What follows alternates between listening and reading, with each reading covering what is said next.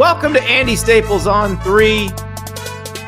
It's a big day. It's one of those benchmark days as we move toward a new college football season.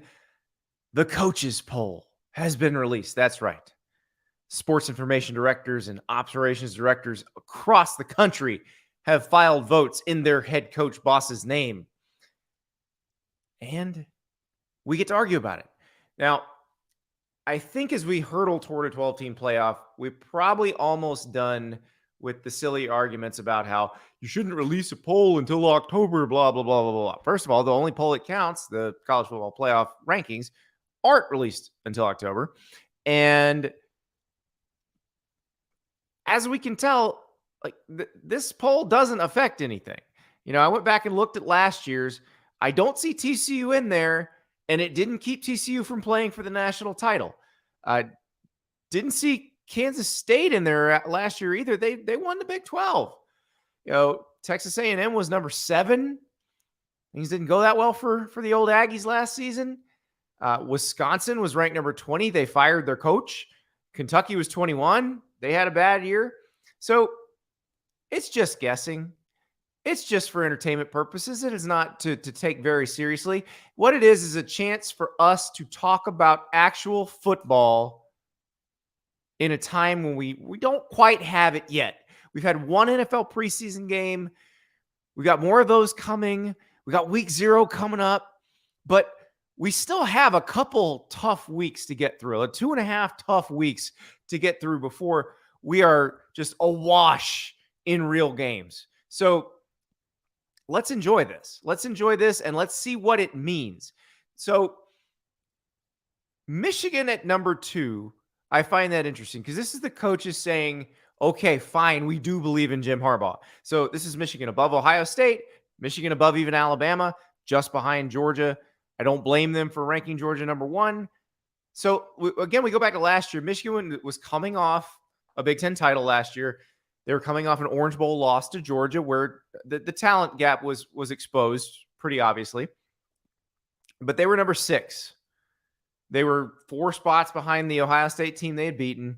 And it was clear it was, okay, that was the blip, and then we'll see what happens.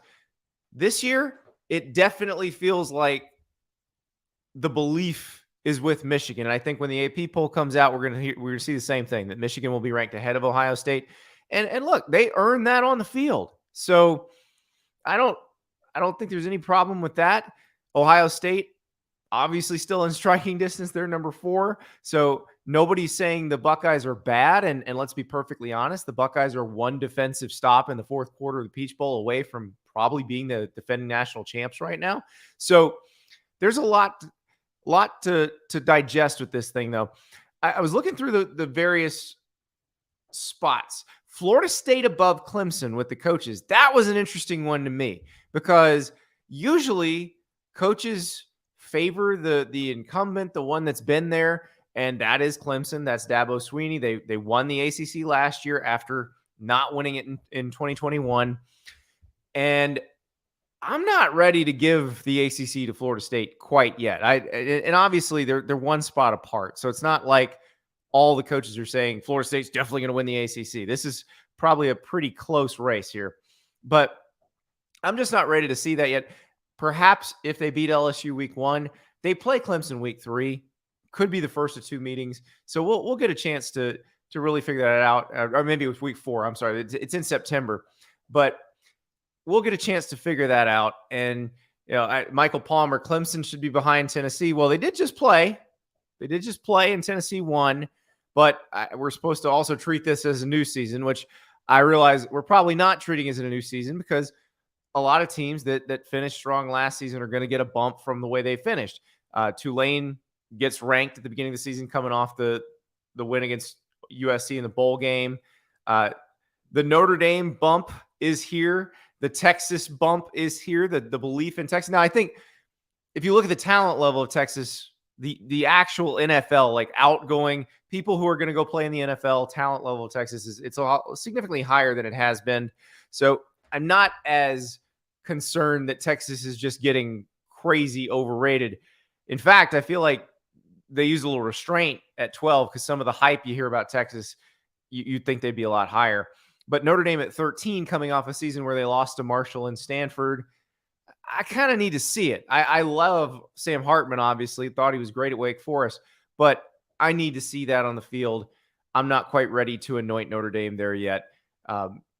Oregon State at 18.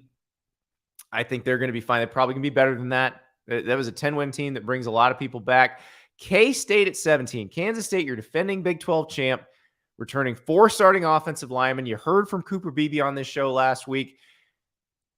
I'm sorry, when there's a good, disciplined, well-coached team that returns a bunch of really old offensive linemen who are also good, I believe in that team. I will believe in that team preseason.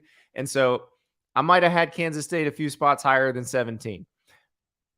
Interesting in the also receiving votes section. So who received the most votes in the also receiving votes? So essentially the number 26 team in America? That would be the Iowa Hawkeyes, the butt of all our jokes last year. But the more I thought about that, I thought about who Iowa reminds me of in this situation. And I remember sitting in Pat Narduzzi's office when he was the defensive coordinator at Michigan State. And this is between the 2012 and 2013 seasons.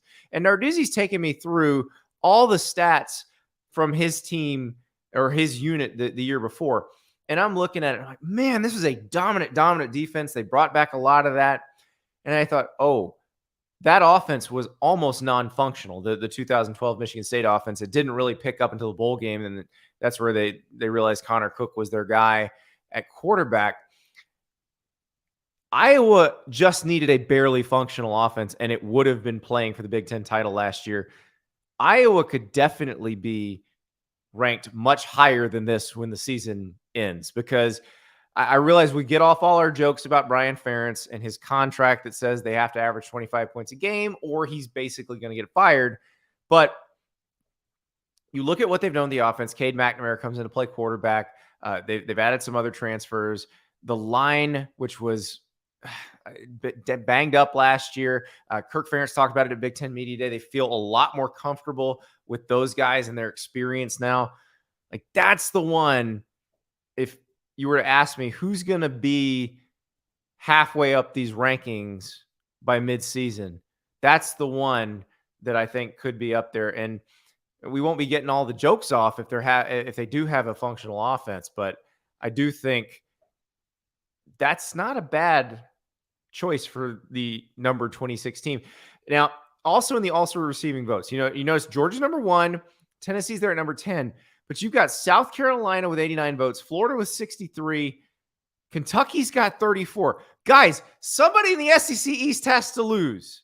And Vanderbilt beat Kentucky and Florida last year, so I don't think Vandy's going 0-8 in SEC play, and I don't think Missouri, which by the way also got some votes, they're not going 0-8 either. So somebody's got to lose in the SEC East. So this is awfully optimistic, and it's basically coaches saying we don't know which one of these teams is going to be the third best in the SEC East. And I'll be honest, I don't either. I think Kentucky could be better. South Carolina, we've talked about that with Spencer Rattler coming back, with the way they played at the end of last season. And then Florida, the Vegas doesn't like the Gators very much, but you talk to Billy Napier, he seems to be pretty confident about this group that they can win more than projected. I don't think anybody's pretending they're going to win the East, but somebody has to lose those games. And so that's another one where I feel like everybody's just pumped right now, or at least somewhat optimistic. And then there you go. So I do love this. Tim Gibson, Tennessee overrated again. But let me find it. There have been a lot of comments already in the chat. But Michael Palmer, the Tennessee team we saw in the Orange Bowl, was basically this year's team minus the added depth. So he's saying Tennessee is not overrated because Michael said that Clemson should be behind Tennessee. So there's your deal. Nobody really knows what they want this to be. Everybody has their own opinion. This is to get us going, get us talking, get us lubed up for the season. And I'm glad because I've just spent a week talking about nothing but realignment. And I'm ready to talk about actual football. I'm ready to talk about games. I think this is a nice palate cleanser. And it makes you think about Okay, who could come out of nowhere? Who are we overrating? Who are we underrating?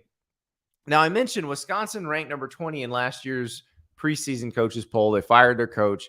The coaches didn't see it coming. The AP voters didn't see it coming. Hell, nobody saw Paul Chryst getting fired in the middle of the season coming when the season began. But I'm going to throw this out there. Wisconsin's at number 21 right now. It's basically kind of where, near where they were last year. They were number 20 last year. I think they may be a little low this year. I'm excited about what Luke Fickell can do. I'm excited about what that offense with Phil Longo and Tanner Mordecai can do. They're calling it the Dairy Raid. And so it's going to be crazy. Now, Chris Callahan clearly didn't watch my interview with Tim Watts the other day. Overrating Bama, has a 9-3 season written all over it. When's the last time Alabama lost 3 games? When's the last time? I'll tell you, it's 2010. Who are they going to lose to? Are you going to say Texas, LSU, and Tennessee?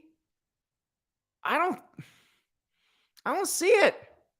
I don't see them losing that many. Maybe they lose one of those, maybe 2. Oh, Elias Gray with one I'd actually noted down when I was going through the poll. Illinois feels wildly underrated. I think that team is going to be very solid like they were last year.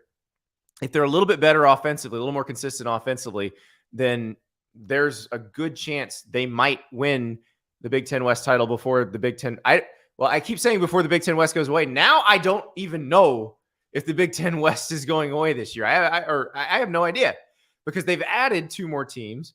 Now they have 18, and you don't want to play divisions necessarily with all the at-large berths available in the playoff because you don't want a kind of mediocre team knocking off a bad team and becoming your champ and causing all sorts of problems, maybe costing your league a playoff berth.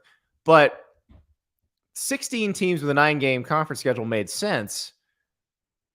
18 teams, I'm not sure how you organize that. You might need to do pods or divisions or something like that. So perhaps that's going to be different. But I do think Illinois could be pretty good. You're going to hear from the law firm, 2 of their defensive linemen who are just fantastic. Both of them back this year. You're going to hear from them later this week. I like Illinois.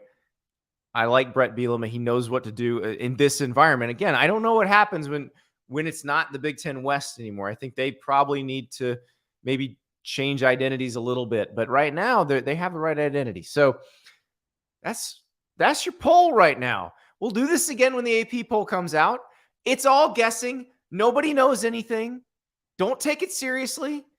Just have some fun with it and then look at it for what it is, a way to get us talking about football, and that's okay. Nothing wrong with that. So I did say I was tired of talking about realignment, but I'm not entirely that. I want to talk about a little bit more. 1, because there's a little bit of news regarding realignment, but 2, the Arizona president, Robert Robbins, talked on Monday, and we've heard from presidents already. We heard Washington's president, Oregon's president. We heard from Arizona State's president. Those people all kind of acted above all this. The athletics is just something that they have to deal with sometimes. Robert Robbins is a little bit different. You can tell he cares deeply about sports. He's been involved. They had a Future of College Athletics forum in Washington, D.C. that the University of Arizona put on a few months ago that he spearheaded.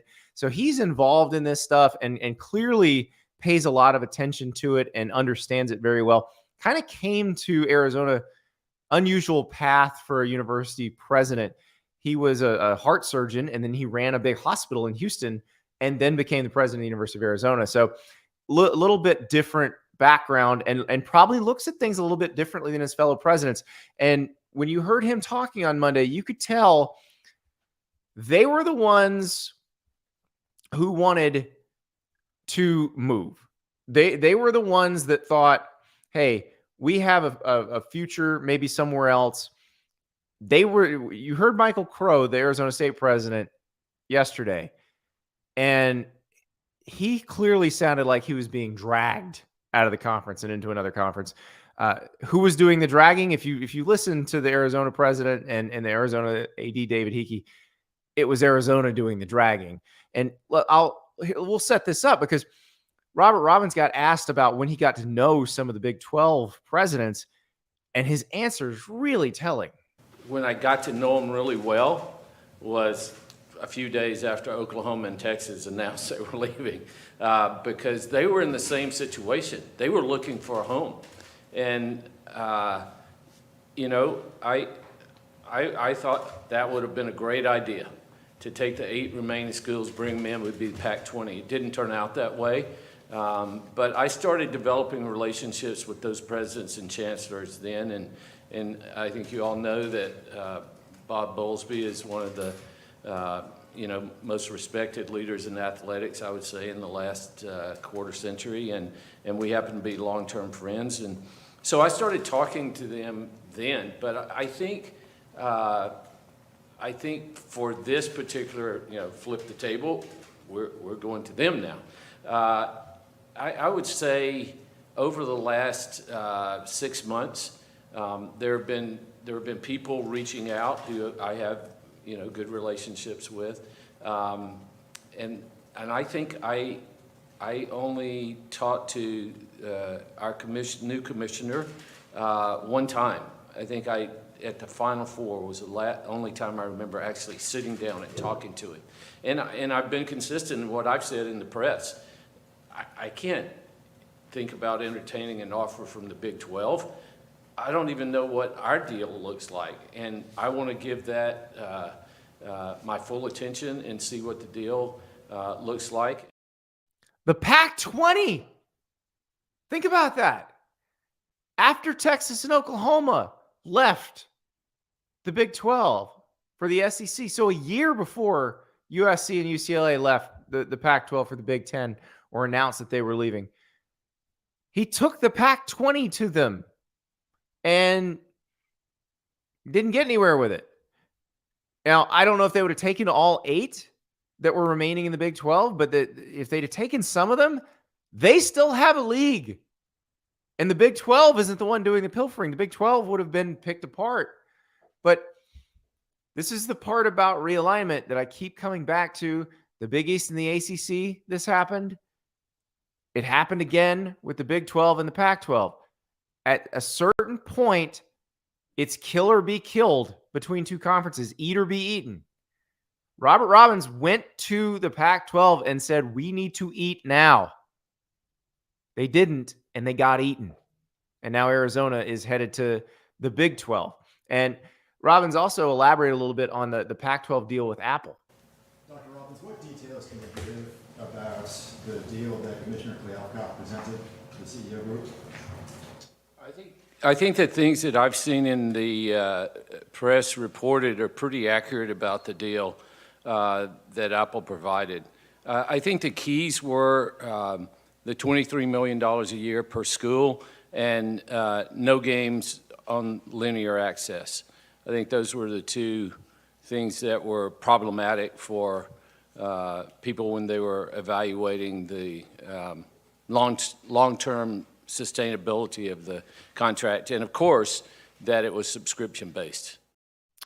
So you heard the same thing from Washington President Anna Marie Cossé about the no linear, like nothing on ESPN, nothing on a broadcast network, and so that was a big problem for Arizona as well.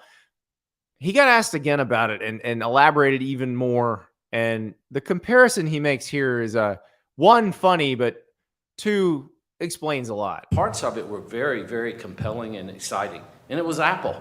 And it was, you know, in our backyard. And but I think the base price, the guaranteed price, the fact that there was no linear and that it was subscription-based, none of us, you know, we were trying to think, well, it's going to be like selling, you know, candy bars for Little League or, you know, Girl Scout cookies. I don't know if Girl Scout cookies or you can say that anymore. But you get my point. You've got to convince 3 to 5 million people every year to sign up for $100 a year to watch on a streaming-only app. Selling candy bars for Little League.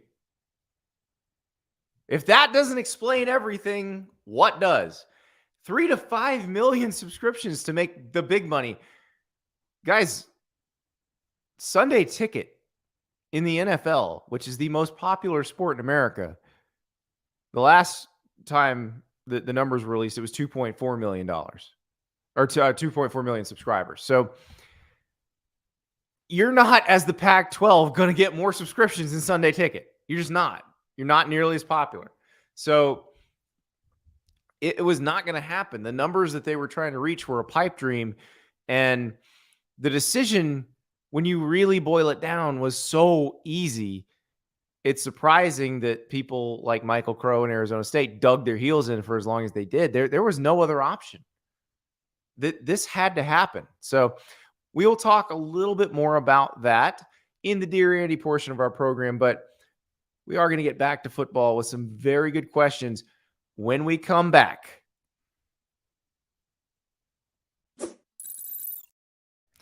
All right, welcome back. It is Dear Andy time, and some of you guys have taken the idea of sending in your questions on video very seriously, and that includes Sam. And Sam sent not only one great Notre Dame question, but also a Florida State question. And we're going to answer both his questions because, let's face it, when you wear a hat like Sam's in your video, you get your questions read. Hey, Andy, back with a Notre Dame question. Is Marcus Freeman becoming too hard to work with key departures of the strength coach? Obviously, we struggled what looked like to be a buyout issue, but may have been more of a personality issue with the offensive coordinator position. Is Marcus Freeman starting to get that stink on him? So I'm not ready to assign stink to Marcus Freeman just yet. It's year 2 as a head coach.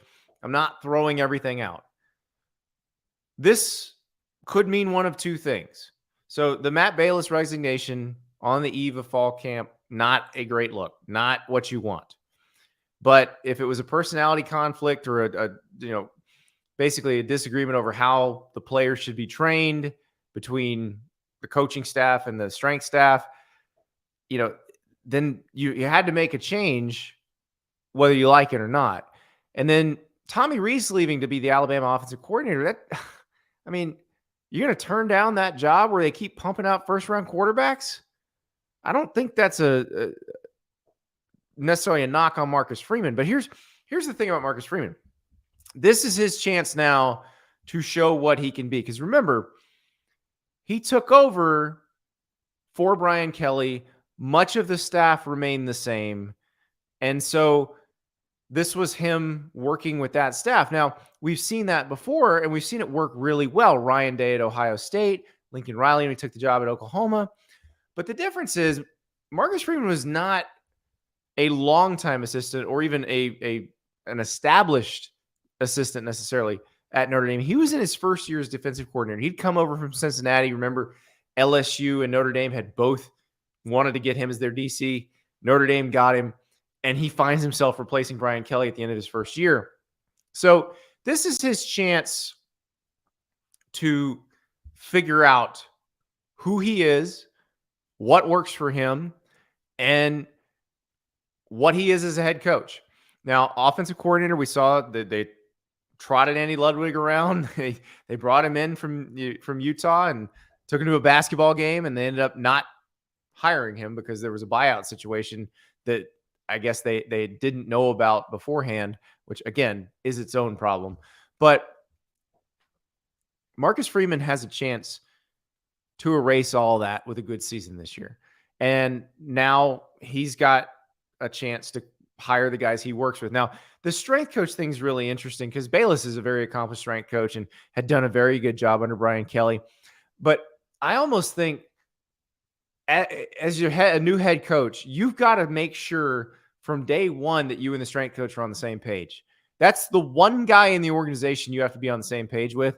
And so you don't usually see a lot of people, work with the inherited strength coaches. Mickey Marotti still with Ohio State after Ryan Day, but Lincoln Riley changed him at Oklahoma. It's not always going to be smooth and seamless. So this is Marcus Freeman's chance. You can chalk maybe a lot of what happened last season up to first-time head coach, but you can't have losses like Marshall and Stanford. You just can't.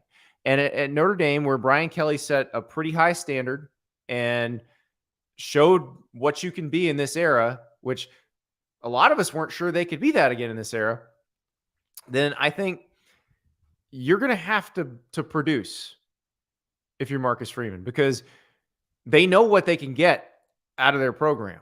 And if you fall below that standard, they're going to move on pretty quick.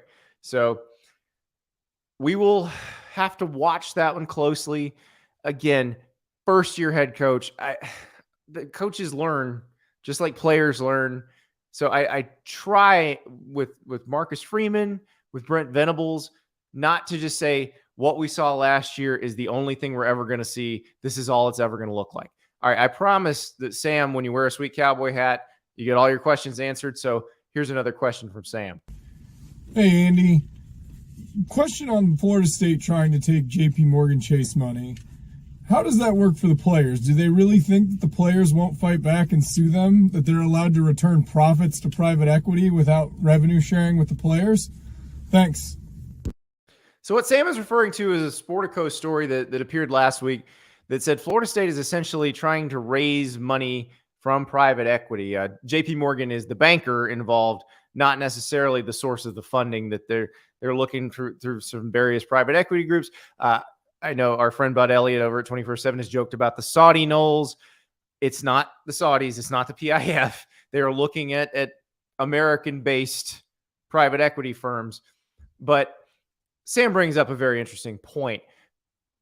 When you get private equity in, they expect to get a return on their investment. That's the whole point. They're not doing it as part of a charity. And I will say, as someone who used to work in the newspaper business in a place where private equity came in and did a lot of slashing and burning, they're going to try to make a profit any way they can. You know who doesn't do that? College administrators, college athletics administrators. They're in a tax-free environment where they have to spend all the money, and they usually spend more than all of the money because nobody tries to run it efficiently. Nobody even knows how to run it efficiently. So if you do that, you're going to have a PE coming in expecting 8 to 10% return on investment, 8 to 10% margin every year. How are you going to do that? People don't do that in college sports. And then if you do it, how do you break that off for them? I mean, if you're a private university, I get it. But you're a public school. You're, in the private universities are nonprofit, but if you're a public school, how do you do that? And yes, I know Florida State has reset its athletic department as a direct support organization, but still, it's going to be complicated. And as Sam mentioned, are the players not going to take you to court for a share of that? Because they're going to say, well, if so-and-so capital is going to get 8%, we should be getting a certain percentage. So it is very complicated. Florida State obviously wants to raise capital to get out of the ACC. They want a war chest in case they have to try to buy their way out of the ACC. I don't know that this is going to be it.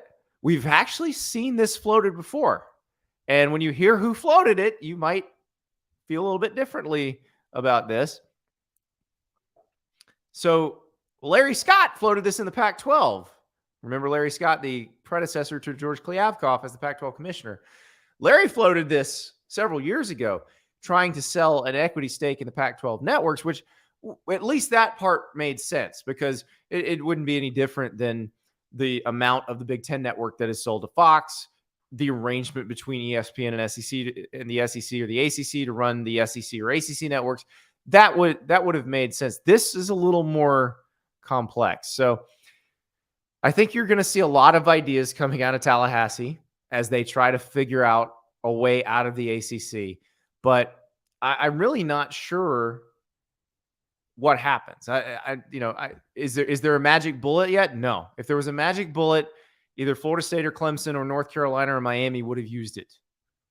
But at this point, we don't know what that is. So I imagine all the folks in Tallahassee going to keep trying to figure it out. All the folks in Clemson, all the ones in Chapel Hill, all the ones in Coral Gables, they will keep trying to figure it out.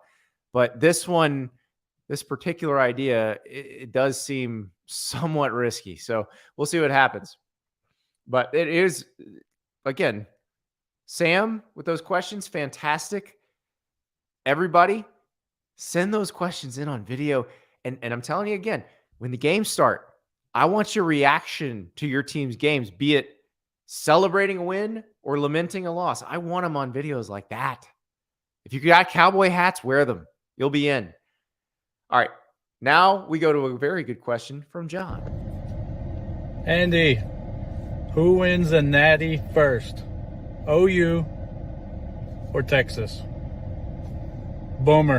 Don't mess this up, Staples. If you're listening in podcast form, you already know how John feels about this, but he also nodded after he said OU and shook his head after he said Texas. So that is what he would like me to say. And guess what, John? I'm going to make you happy. Even though Texas has won a national title more recently, it's weird because we make fun of Texas so much, and Oklahoma has been fairly consistent up until Lincoln Riley left. But Texas actually is 5 years closer to his last national title than Oklahoma is, since Oklahoma's played for one more recently and has made the college football playoff, and Texas hasn't. So I am still going to place my bet on Oklahoma here because Oklahoma is consistently good. Look through their history. Last year was not what they wanted, obviously, but they do not accept mediocrity, at least not for long. The mid-90s, late 90s is really the only time you can go back and look where it wasn't good for an extended period of time. You had the weird Howard Schnellenberger situation, John Blake, who brought him a lot of good players, but didn't coach them very well on the field. And then you get Bob Stoops, and all of a sudden it's this remarkable consistency until he hands it over to Lincoln Riley, who just wins the Big 12 4 years in a row, his first 4 seasons. So it's hard to bet against Oklahoma in that situation because one of those two has been remarkably consistent and one has been wildly inconsistent. Texas, with the exception of the Mac Brown era, has been very up and down.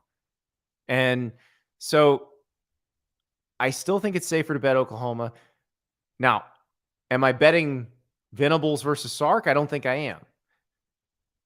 I don't know, because if Venables doesn't get it done this year or next, they'll make a change and they'll go get somebody who can. We know Texas will make a change too. We've seen them make changes repeatedly, but it feels like Oklahoma, if they make a change, probably not going to get it wrong again. Texas, we need to see them get it right. Now, I will say Sark's recruiting, especially that 2022 class with those offensive linemen, and then they get the quarterback of the future they want in Arch Manning in 2023. I like what they've done. They certainly seem to understand the talent level required to win in the SEC, which is where they're going. But Oklahoma, you say the same thing. They've upgraded their recruiting ability with Brent Venables, who was a great recruiter at Clemson, who, even though he wasn't in the SEC, had to build defenses to beat teams in the SEC. They had to be able to beat Alabama. They had to be able to be better than Georgia. They had to be better than LSU. They had to be better than Ohio State. So he understands what type of players you're looking for. They've got their quarterback of the future that they love. And if you ask the coaches around the country, Jackson Arnold was the other QB in the class of 2023 that everybody just fell in love with. So it feels like they're recruiting to the right places. I just need to see with both of them that you can get it done on the field. I mean, Sark, 2 previous head coaching stops. I realize there's quite a bit of a way station between those and a life change and everything else because of why he was fired at USC, and then recovering from the alcoholism and coming back in this new place as Alabama's offensive coordinator and then as Texas's head coach. So I feel like we're kind of evaluating him like a first-time head coach as well. But I mean, you can't have games like the Texas Tech game or the Oklahoma State game. You can't do that. Like, you're not going to ever win national titles if you can't win games like that. Forget beating Alabama. I know you can get up for those games. We saw Texas get up for Alabama and play them tough last year. You got to be able to win the games you're supposed to win. Oklahoma, again, first-time head coach stuff. you got to be able to teach your defense, even if it's hard to teach your defense. If you got a bunch of play, maybe you had some injuries and you had to put some new players in who aren't capable of dealing with all the complexities of your defense. It doesn't matter. You got to figure it out. You can't have guys running wide open like you get against TCU. You can't have a situation like the Texas game where you didn't get a backup quarterback ready to run a functional offense. That cannot happen. So in those particular cases, I'm not sure either one of those coaches is going to be the guy who gets him there. Venables, because he actually was a first-year head coach, again, like I said with Marcus Freeman, I'm going to give him some grace. If we start seeing the same thing over and over, that's a different story. But he has a chance to fix those things. Sark, we'll see. Sark is third stop as a head coach. You can say he is what he is, but we'll see. I mean, this is the most talent he's had. So how does he handle it when he has a team with talent and big, big expectations? That's what this team is. So I'm still going to bet Oklahoma just because history tells me that Oklahoma is more consistent. That's all. That's the only reason for that bet. So hope John likes that. I'm sure he's happy that I said that. And I'm sure there's a lot of people pissed off that I said that. But of course, I go to the comments and none of you guys think either of these guys are going to win in the SEC. I get it. But I think they probably both eventually could. Those programs certainly eventually will be able to. But the question is, do they have those guys right now? And I don't know the answer to that. Let us go down to Bo with a really interesting question about what happens next in the Pac-12. Dear Andy, if the Pac-4 merge into the Mountain West, but they change the banner and work under the Pac-12 banner, wouldn't this new merged league still have an auto bid for 24 and 25? And wouldn't that be super cool? Like, wouldn't this be Boise State's chance and San Diego State's chance to make it? And if so, if you're like Oregon State and Washington State, what do you know about Gloria Nevarez? Like, it's reported George K. met with them and said his number one priority was finding them a landing spot. Wouldn't you say, no thanks, George, you've helped enough. Toss her the keys to the Pac-12 office and say, here, see if you can, what you can do with this. See if you can rescue us.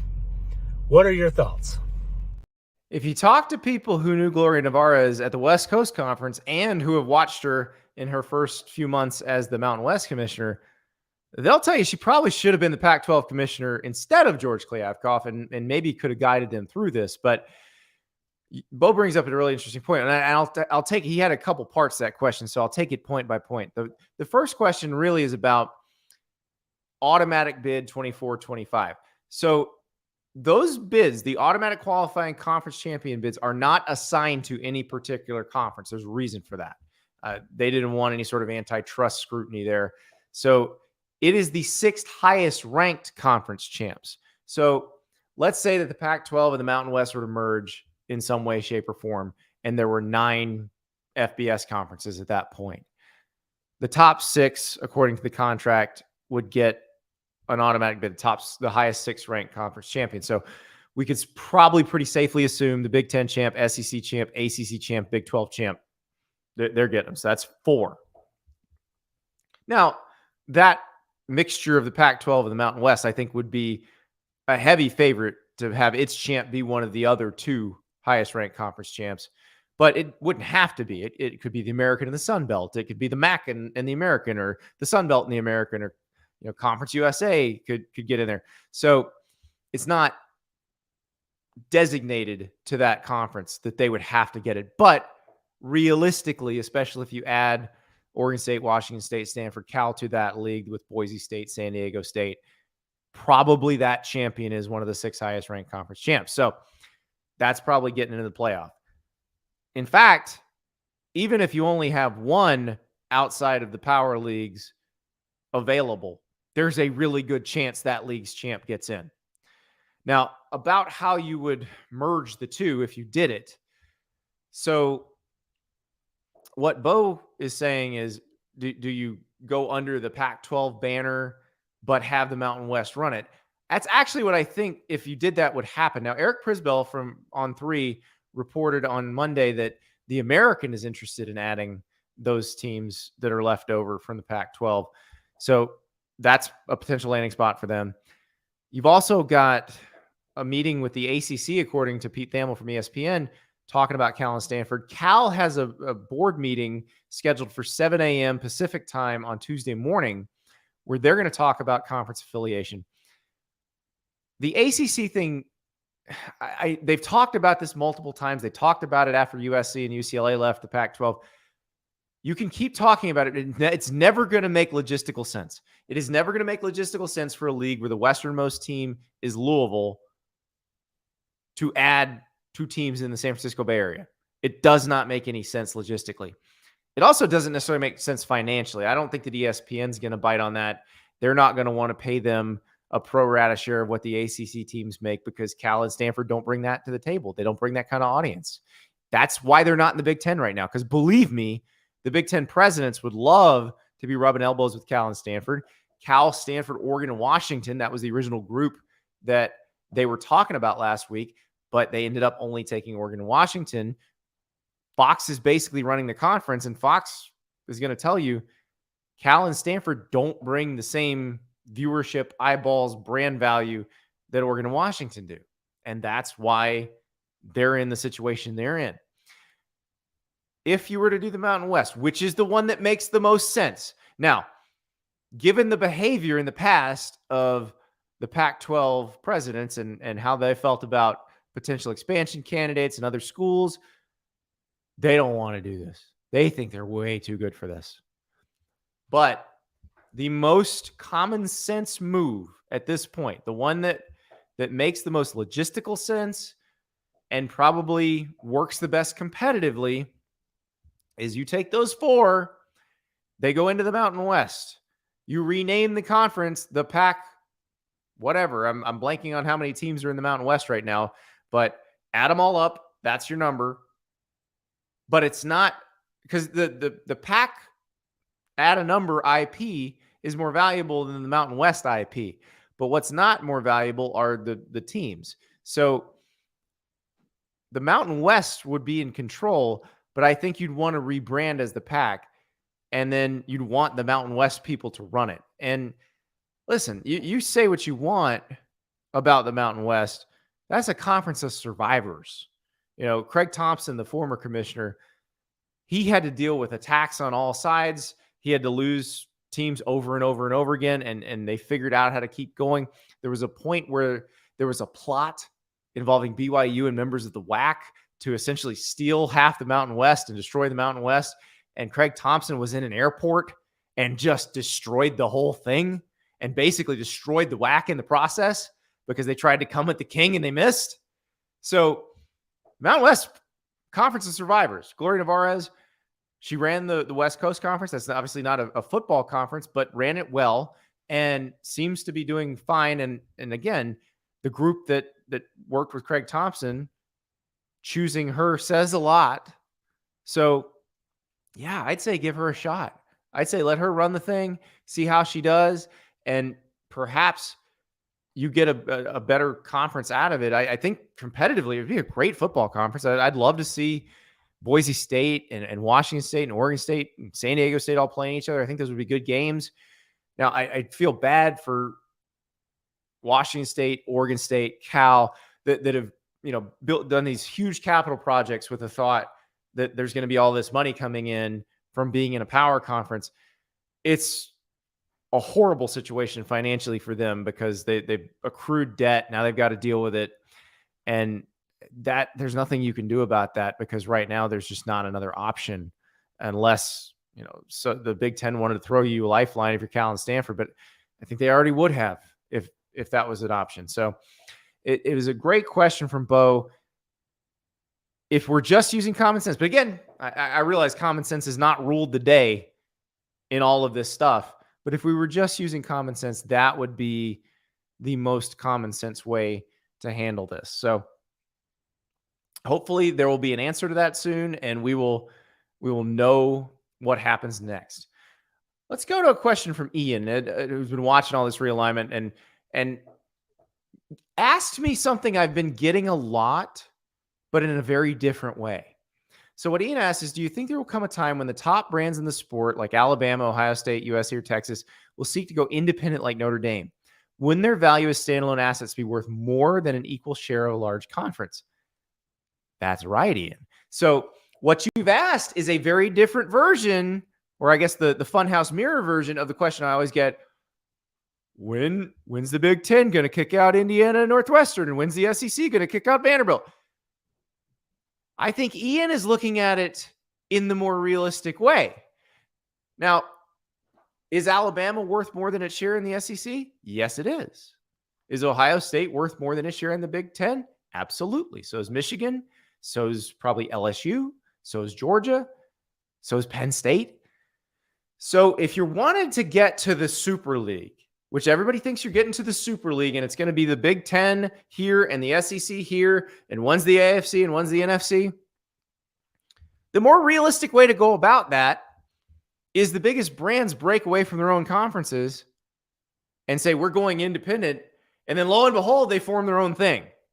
Now, I do know that there are worries among the people who lead college sports that there'd be antitrust problems with that. And maybe there would be. But they also could point to the other divisions in college football at that point and say, that's our competition. We're not choking them off. We're the good ones and we want to play together.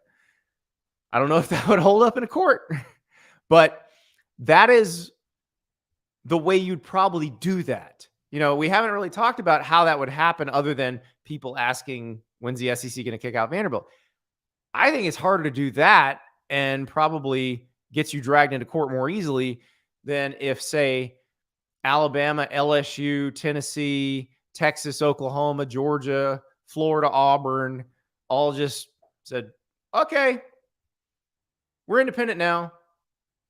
And then like 6 months later, oh, we're not so independent. We're going to merge with Ohio State and Michigan and USC and Penn State.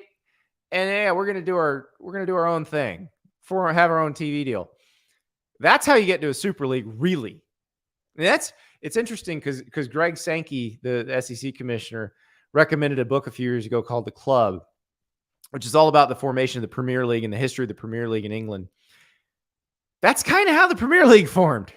So we'll see if that comes to pass. But I do think Ian's on to something there. Ian also had another very good question. If the super conference model is going to elevate 40 to 50 programs into a top tier, is there any chance there will be more parity in the sport? Will the on-field talent be more evenly spread across 40 to 50 teams, or will it continue to remain largely concentrated among the top teams in each super conference? I don't think it'll be the structure of the conferences that changes that. The one thing that I think might actually change it is NIL, because or some sort of salary thing if they're employees, but money to the players, I think is the way to change that. I'll give you an example. KJ Bolden committing to Florida State over the weekend. That's the number one safety.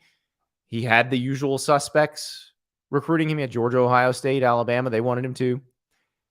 But he went to Florida State, which is not a place that's been getting that type of player lately. And immediately Hal's, oh, it's NIL. Okay, maybe it is. Maybe NIL is what got Nico Yamamayalaba to Tennessee instead of an Alabama or an Ohio State or a Clemson, where they've been getting those kinds of players. Maybe that's what happened. Well, guess what? Every time that happens, that's one of those players that one of those teams doesn't get. I've told you a bunch of times how I think Kirby Smart going to Georgia changed how Alabama operates, because Kirby Smart would get 4 to 5 guys head-to-head that Alabama wanted. And if those guys are on Alabama, Alabama wins the last 2 national titles, but they were on Georgia, so Georgia won them. And but if that happens where you're taking away from Georgia and you're taking away from Alabama because they're going to Tennessee or because they're going to Texas or because they're going to Oklahoma, then yes, there is a chance that more people can actually compete for the national title. It would be nice. It would be very nice because right now it feels like it's like maybe 5 or 6 programs. I would love if it were realistically 12 to 15, 15 to 20. I think that would make for a much more fun season every year. It'd be very similar to the NFL. The NFL, all 30, I realize they have all the rules for parity. All 32 teams can't win it because some of them have really crappy owners who aren't smart. But they still have probably 15 to 20 that in a given 3 or 4 year period can have the right mix of roster to compete for a national or for a Super Bowl. That's what I'd love to see in college football because I think it would make the whole regular season more interesting. It would make the postseason more interesting. All that power consolidated at the top is what's made things boring, and it's what has caused people to try to make all these wholesale changes. But really, if you can distribute the talent a little bit more evenly, a lot of the problems get solved. And unfortunately, you don't have a CBA, you can't have a draft. So you got to figure out ways to do it. The free market might be the way to do it.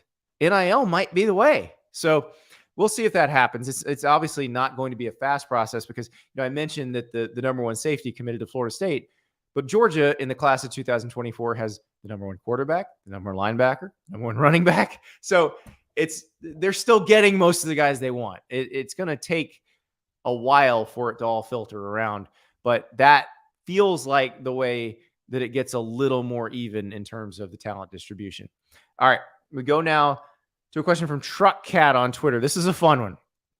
Awaken Loki, one of my favorite Marvel characters, by the way.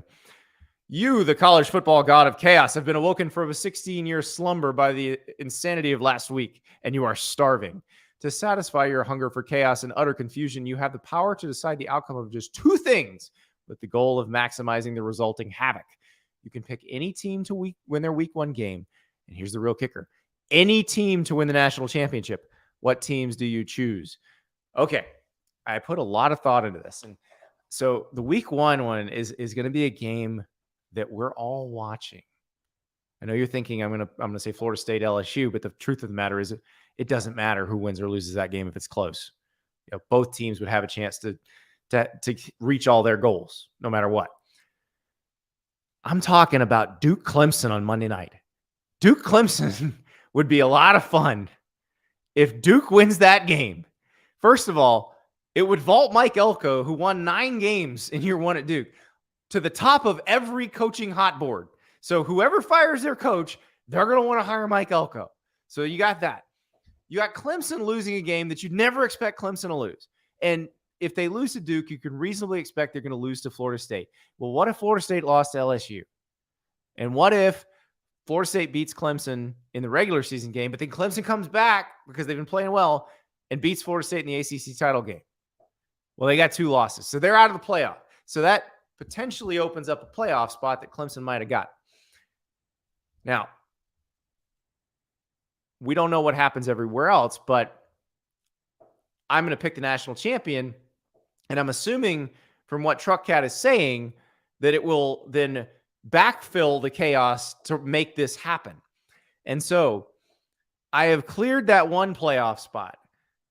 I guess this means the Big 12 will cannibalize itself and not produce a playoff participant, and that the Big 10 is only going to produce 1 or maybe 2, and the SEC is going to produce 1 or maybe 2, but it's going to leave a spot for the undefeated Oregon State Beavers. That's right. Nothing would bring more poetic justice than one of the Pac-4, one of the left behind, winning the national title. So yes, I want to see Techno Beaver in Houston winning the national title game, because that means a whole lot of hell is broken loose along the way. And the Beavers stand there with the trophy and say, what conference would you like us to join? We'll be there very soon. That's what I want to see. I think that would be amazing. I think Jonathan Smith by the way, would be he would vault over Mike Elko. But Jonathan Smith and Mike Elko would be the two highest paid coaches in the country the next year because the bidding wars would be insane for them. So if I had to wave the wand, and those were my two choices, Duke beats Clemson in the first week of the season on Monday night, Oregon State wins the national title. That would bring about all manner of chaos. So what great questions this week. I think you guys have outdone yourself. I'm so excited that people are embracing sending them in on video. You know, this whole doing the show all on video thing, it is an adjustment for all of us. And I've got to think more visually. I love it. And I love being able to see you guys. And I love that you can be a part of the show. And again, I'm going to keep hammering this because I can tell you right now, if we can pull this off, you can make this your favorite segment every week. Not just Dear Andy, which we're going to do Monday nights, but after the games, just flip that camera on yourself, 30-second video, send it to me at andystapleson3@gmail.com, and we are going to have some fun because I can have your reactions in basically real time, and we can play them on the show because we're going to be doing this. I'll give you a little programming note for how this is going to work down the road. We are going to have live reactions after each window on Saturdays during college football season. So when the noon game's in, we're here. We're talking. We're going to talk for maybe, I don't know, 20, 25 minutes and get our feelings out. And then we're going to get back to watching football. And then when the next round of games is over, we're coming back. We're going to talk some more. And we get our feelings out. And then we watch the primetime games. And then we come back. So I want you guys to be sending your reactions to these games in because I know what I'm going to be doing. I'm going to be screaming and yelling along with you guys. But you guys, if your team pulls off a monster upset or just chokes, you're going to have the best reactions to that. So andystapleson3@gmail.com. Send those submissions in. We are going to have a lot of fun this season. And as you can tell, I'm very excited about games. But I'm also excited because in honor of the coaches poll coming out, my extra point today is another random ranking. For those who didn't read the old Dear Andy column at Sports Illustrated or at The Athletic, I had a random ranking in there because when I got done as an Associated Press poll voter after the 2013 season, I'd done it for 5 seasons. I was so tired of ranking college football teams and getting yelled at by people who thought it really mattered who was 23 and who was 24. There's no difference really between teams 15 and 35. They're all basically flawed the same way. So it drove me nuts. And so I decided to rank other things, which sometimes equally controversial, but at least it was more fun. So my friend Billy Gamelia wrote in and he said, with the new Teenage Mutant Ninja Turtles movie out, how about 80s cartoon theme songs? I think that's a fine choice. So new Teenage Mutant Ninja Turtles movie, good reviews. Gotta say, the original theme song, not great. That Turtle Power, didn't do it for me. So I'm going to give you my top 5 80s cartoon theme songs. A couple honorable mentions as well. Now here's one slight problem. So I am new to this job. I'm new to this company. On3 has been nice enough to let me go live on its YouTube page. But those of you who produce stuff on YouTube, you know, you gotta watch out. You can't be using the copyrighted material. You can get in trouble that way. Might have to pull your video down. So I don't own the copyright to any of this. I don't think some long ago, now defunct production company would issue a copyright strike if I throw a theme song up there. But I do know Disney owns a couple of these, and they're very litigious. So I'm gonna not do that. And this is where you may want to turn this off. I'm gonna have to sing these for you. That's all there is to it. But that's okay, because really, it's a test of whether I can remember the lyrics to these because I did not look them up beforehand. So we're going to see just how embedded in my brain these songs are. But we'll start off with the honorable mentions. So Inspector Gadget, great song.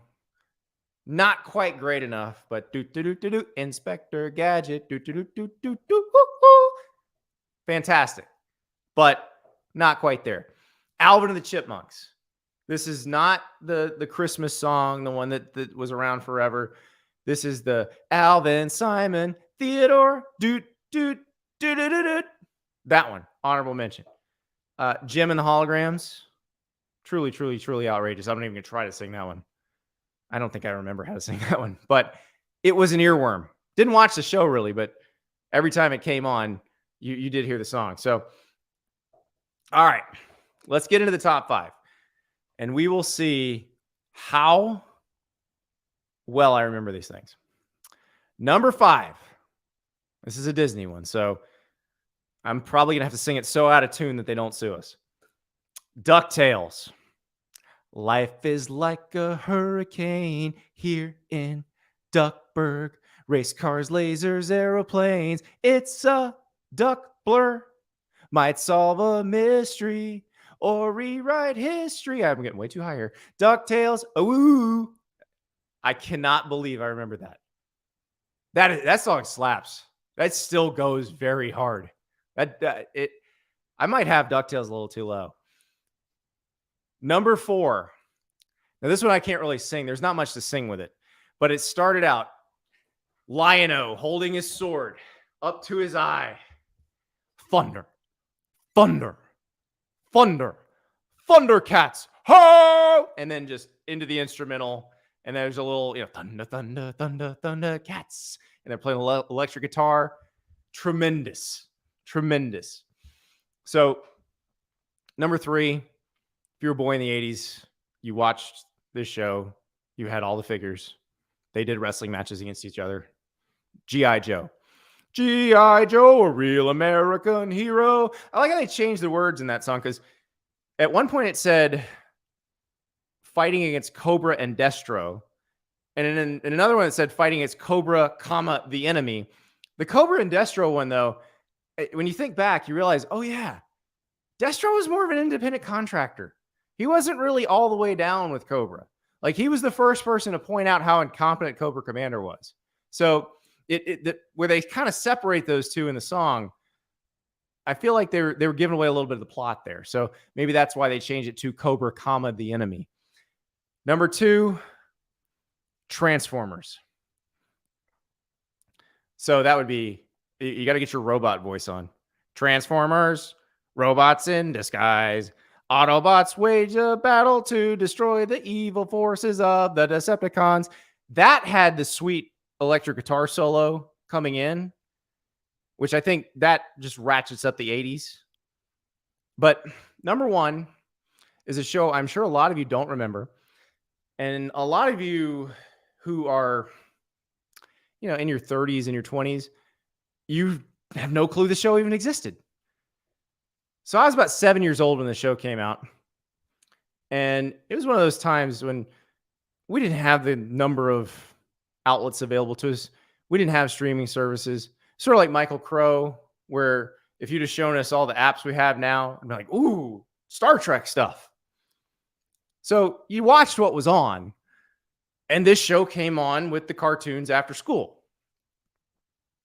So it is Disney's Adventures of the Gummy Bears. Terrible show. Great theme song. So let's see if I can remember it. Dashing and daring, courageous and caring, faithful and friendly with stories to share. All through the forest they sing out in chorus, marching along as their song fills the air. Gummy bears bouncing here and there and everywhere. High adventure that's beyond compare. They are the gummy bears. Yes, I remember that second verse too. With all the stuff about gummy berry juice, I remember that too. I am not going to suffer through singing that, and I'm not going to make you suffer through listening to that. But if you were a child of the 80s, that was your favorite cartoon theme song, I guarantee it. Guaranteed. So that's about all there is to it.